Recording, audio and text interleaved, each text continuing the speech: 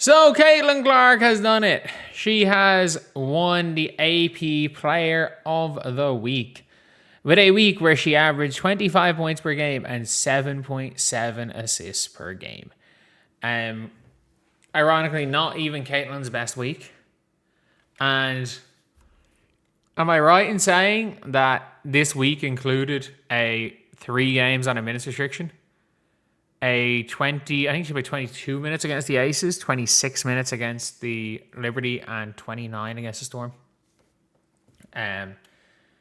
This is so she averaged 27-ish minutes a game, 26, 27 minutes a game. And she averaged 25, 7 and 3. Wow, only 2 rebounds per game. That's poor. I didn't realize how bad her rebounding's been this year.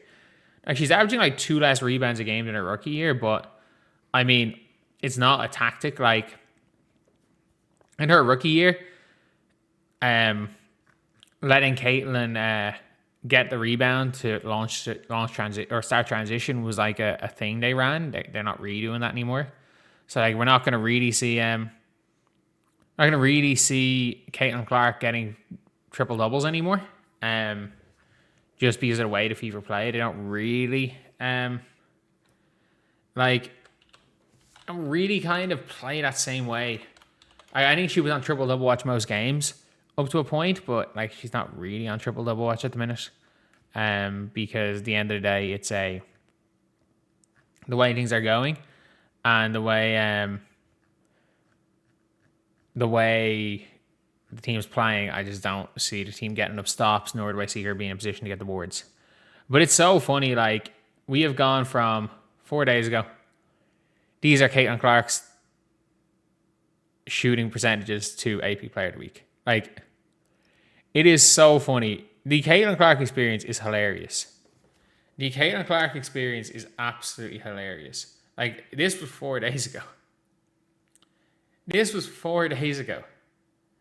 For me, I just laugh at this whole thing because I'm like, what exactly is it's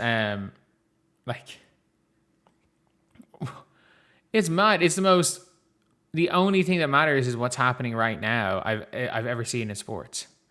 I've never seen anything like that where it's like the only thing people care about is what has happened over the last 48 hours. But Caitlin Clark, she goes to me, she's either the greatest player in the world or she's the worst player in the world. It's like genuinely, this is mental. Like, there is genuinely nothing. I was just going to use that nice hours apart with the 2 pictures. There's genuinely nothing.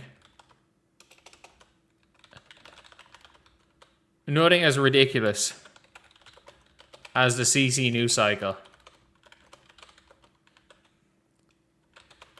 Or I don't even know how to describe it. Like, it is hilarious. Like, they went from, oh yeah, she can't shoot, she's shit, to Player of the Week. And she's still on a minutes restriction. She is still on a minutes restriction. I repeat, she is still on a minutes restriction.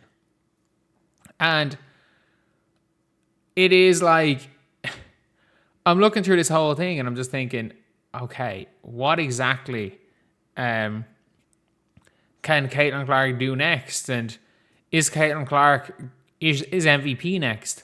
Like, I think she's already had a bad enough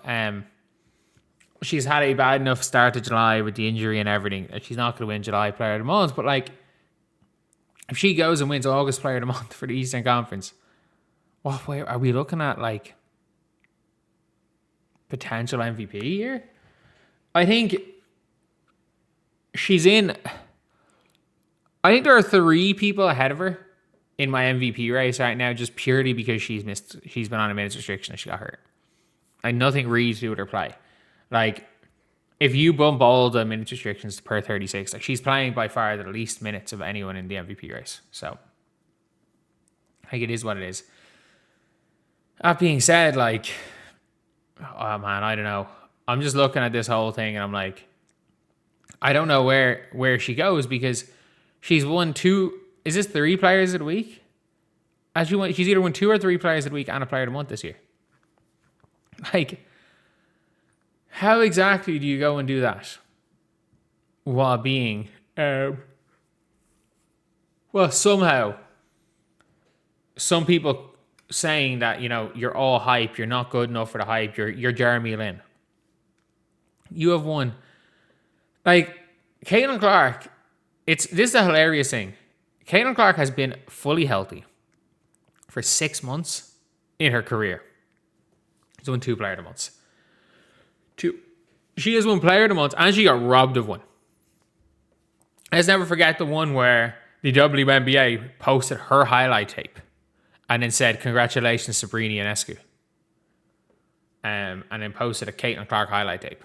So they were planning on giving her one. And she has won. She realistically should have won Player of the Month in half of the months she has been a member. She has been healthy in the WNBA. I'm still counting that as a win, the one where they showed her highlight tape. They clearly wanted to give it to her and decided against it. That is mental. That is not normal. There's a reason why she was ranked as the 7th greatest point guard of all time already. Peak for peak, peak for peak, she's the best regular season point guard ever by a long shot. Like, I don't even think it's particularly close between her and any other point guard's peak for peak regular season. I'm going to say regular season because we all know what, even Sloot in the finals or what Chelsea Gray did in 2022. So I'm not going to go that crazy. But peak for peak, regular season, she's the greatest ever. And we're seeing her now winning these awards, and it's like, shit, what's next? What's next now? Like, what is next? At this stage, what is next when it comes down to Caitlin Clark? Like, if you can win Player of the Month in 50% of the months you were in the league, and you still have people coming out there saying you're shit because you're not allowed to have bad games, or you're not even allowed to have mediocre games. Because let's be real, like, AJ Wilson was complete and utter dog shit against the Indiana Fever. She was. Like, Caitlin was on a minutes restriction. Kelsey Mitchell was the best player on the court. We can, both of those things are true. Aaliyah Boston has gotten the better of AJ Wilson for 2 years now. Like, AJ Wilson cannot get the better of Aaliyah Boston. Just like, again, if you want to say Caitlin can't get the better of Veronica Burton, cool. But nobody gives a shit when Aaliyah Boston stinks or when AJ Wilson stinks it up. Nobody cares when... And, like, I'm still going to say with Paige has been unbelievable this season and she's been consistent. But, like, nobody cares when Paige sleepwalks through 3.5 quarters and then decides that she remembers she's Paige Bueckers in the last 2 minutes and pulls her team back into the game. It's still incredible doing that, but I'm like, if she just remembers she's Paige Bueckers, win by 20. Players are allowed to bad games. Angel Reese is allowed to shoot 2 for 13 yesterday and sprain her ankle on an open layup by tripping over her own feet. She's allowed to shoot 2 for 13. Doesn't really matter. Caitlin Clark was it 4 for 13 in a win and started and got extremely hot and shot well above 50 and shot above 50% in the second half and got super hot to basically make sure as hell they didn't lose that lead when Kelsey Mitchell was off the floor. And ending a game with 70 and a bad game with 17-7 against a decent Liberty team. I don't know. Anyway, see you guys.